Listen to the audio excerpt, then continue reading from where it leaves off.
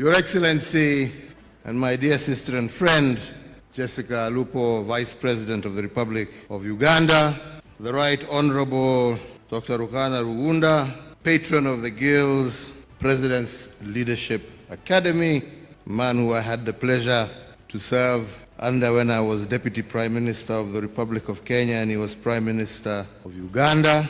Mzee wetu, Mzee Ruchikaire, I hope this one-year-old has not let you down.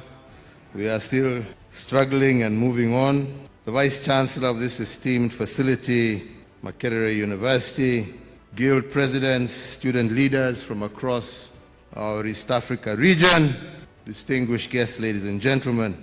Let me say what an honor it is to stand here to address this very distinguished gathering of young leaders from across the East African region. I myself are extremely happy to be here in this great city of Kampala, which I consider to be my home away from home. And from here, all of you who have come from different parts of East Africa, as you sit atop this Makerere Hill, all I can say is that is reminiscent and a sight that has been shared by many over the years. Allow me at the very onset to extend my heartfelt gratitude to the Guild President's Leadership Academy for organizing this summit, and also to Makerere University, through you, Vice Chancellor, for hosting us at this esteemed institution, which, as you reminded us, is the foundation of East African higher education. All of us are children of Makerere, and we are happy and proud to be. And we're also happy to see that Makerere continues to serve as the furnace upon whose flames the ideologies of many African leaders in the past, and most definitely in the future, will continue to be forged. So, ladies and gentlemen, getting straight to the point, to state that today we are living in a tumultuous time would be somewhat of an understatement. The traditional world order that we have become accustomed to is being appended before our very eyes. The forces of nationalistic politics are fast eroding the foundations of multilateral institutional frameworks that have formed the substructure of global geopolitics for many decades. From the uncertain policies emanating from Washington, D.C., that are reshaping the rules of global trade, to the all-consuming conflicts in Ukraine and Gaza that risk becoming the nuclei for wider regional conflicts, we are indeed witnessing a watershed moment in the history of our world. As an African leader, I view these developments from a somewhat broader context beyond the uncertainty of growing global tensions. I recognize that we, as Africans, are simultaneously besieged by disruption, chaos, and confusion on the one end, but also, I believe, immense opportunity and promise of prosperity on the other end. To illustrate further on this statement that seems contradictory on the face of it, I will draw from two examples that some of you may find familiar given the fact that it was mentioned here. The first is the recent suspension of USAID funding, primarily directed at developing nations, and the second is a glimpse at the direction that European politics is taking and its implications on Africa. Whereas the stoppage of US-led international development aid has had an immediate and far-reaching implications on our fragile healthcare systems, I believe it has also been a much-needed wake-up call to our leaders and policymakers, that they should recognize that our economies have become woefully dependent on the charity of foreign governments, and it is now the time to lay the foundation for self-sufficiency.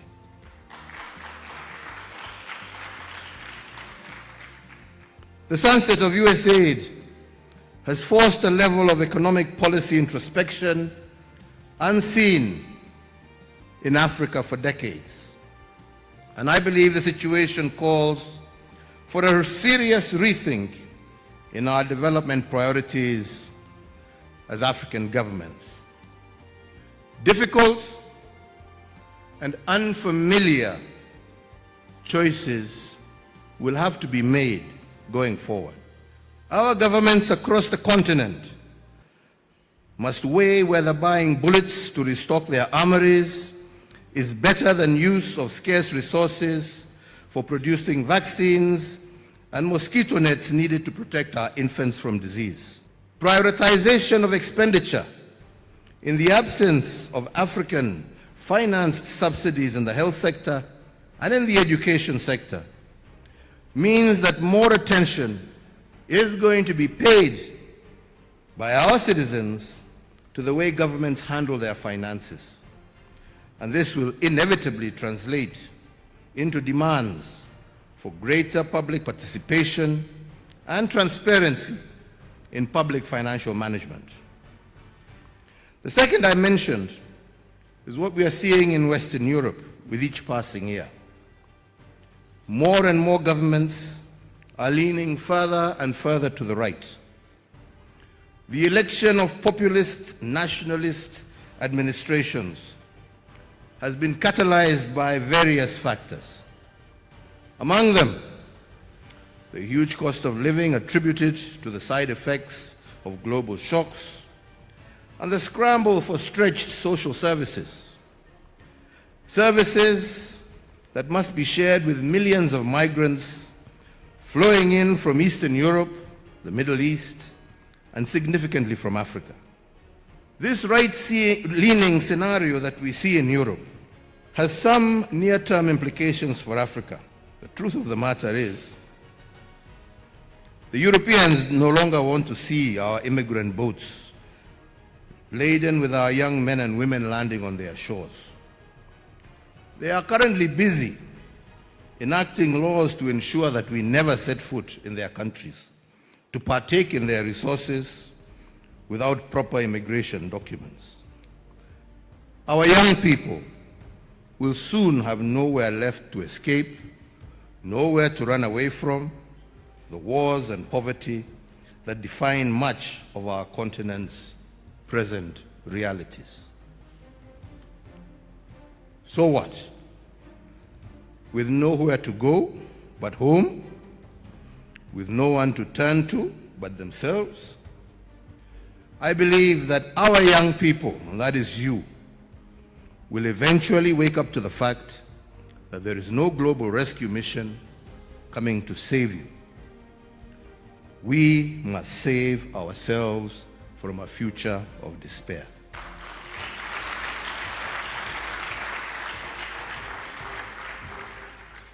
You, our young people, will have to play your part in reshaping the destinies of our countries of birth, and you will help us realize that this is the moment for each and every one of you to step onto the stage. Your time has come.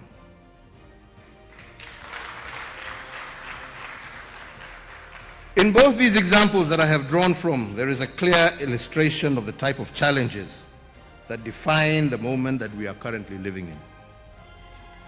Conversely, the same examples also provide the perfect segue for us to explore the opportunities that exist for a new generation of young leaders.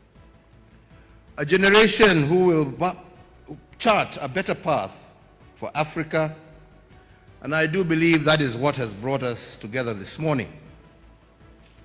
So, ladies and gentlemen, as we seek to navigate the challenges of our time, let us take a moment to reflect on three questions that I believe will serve to frame the context of our discussion, and some of them actually I have already witnessed being raised here today.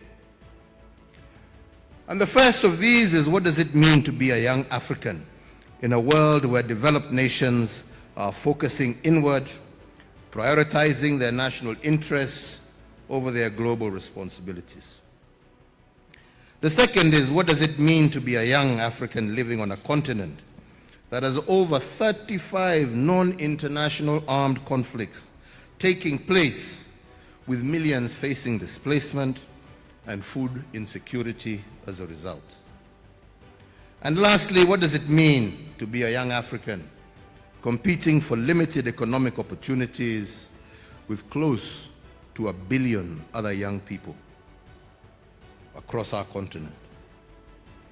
These, my friends, are existential questions for you, the young people of Africa, and they cannot be easily answered without a deeper understanding of how we arrived at this point. With the exception of Ethiopia, most of the rest of Africa has a dark colonial past that has, in a large part, been shaped, and has for the large part, shaped by the thinking of post-independence generations. When the wave of liberation swept across Africa in the early 1960s, late 1950s, it heralded new beginnings for all of us, as we have heard from our fathers here. It was an opportunity to govern ourselves and to determine our priorities. As our leaders sought to dismantle the vestiges of colonialism, there was widespread optimism that our newly independent states would create the environment for their citizens to thrive. You heard how, even in East Africa, they wanted from day one to form a federation right from the onset. And for a time, we lived the dream and savored the early wins of being our own masters. However, unfortunately, over time, instead of dismantling the colonial legacy, we inherited it and customized it even further to create a new African style of leadership. A style that leaned heavily on patronage, ethnic and religious mobilization, elitism and favoritism, the result of which was a quick deterioration in national cohesion, the entrenchment of corruption as an evil that led to the stagnation of our economies. There's a story President Museveni likes to tell of a leader, I don't like mentioning names, but one of our forefathers, who, when being questioned as to why he didn't want this federation to proceed, couldn't give a good explanation. But another Ugandan parliamentarian challenged him and said, the problem is that you want to be a big fish in a little pond so that you can sit on all the other little fish. And unfortunately, that was the mentality that resulted in many a problem on this continent. These weaknesses exposed our underbellies and left us vulnerable once again to the whims of foreign powers. They have exposed these vulnerabilities in our political constructs to manipulate our development trajectory as Africans, and unfortunately we are almost back to square one. This, however, is a story of years gone by. It does not have to be how our future will evolve. Now that you have an insight as to how we got here, I believe let us focus our attention on how to get out of this quandary that we find ourselves in. And we begin this by taking the first question: what does it mean today to be a young African in a world where developed nations are focused inward, prioritizing their national interests. Ladies and gentlemen, having served as president, I appreciate fully the pressure that elected leaders face on a daily basis. They have to be in tune with the mood and desires of their voting public. Thank you for choosing David Wafula as your primary news platform. We put countless hours in research, recording, and editing. By showing up each and every day to watch our videos, you encourage us to generate more videos for the viewers. We are on a mission to inform, educate, and build a better tomorrow. To our thousands of followers in a world full of presidents, kings, and queens, you are the real gem. Adios.